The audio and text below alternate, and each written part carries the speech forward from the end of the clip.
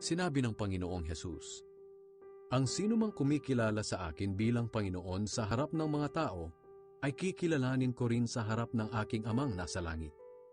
Ngunit ang hindi kumikilala sa akin sa harap ng mga tao, ay hindi ko rin kikilalanin sa harap ng aking Amang nasa langit." Huwag ninyong isipin na naparito ako sa lupa upang magkaroon ng maayos na relasyon ng mga tao. Naparito ako upang magkaroon sila ng hidwaan. Dahil sa akin, kokontrahin ng anak na lalaki ang kanyang ama, at kokontrahin ng anak na babae ang kanyang ina. Ganoon din ang gagawin ng manugang na babae sa kanyang biyanang babae. Ang magiging kaaway ng isang tao ay ang sarili niyang sambahayan.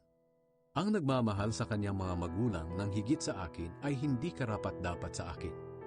At ang nagmamahal sa kanyang anak ng higit sa akin ay hindi karapat-dapat sa akin.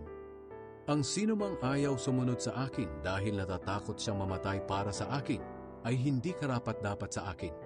Ang taong naghahangad magligtas ng kanyang buhay ay mawawalan nito. Ngunit ang taong nagnanais mag-alay ng kanyang buhay alang-alang sa akin, ay magkakaroon ng buhay na walang hanggan.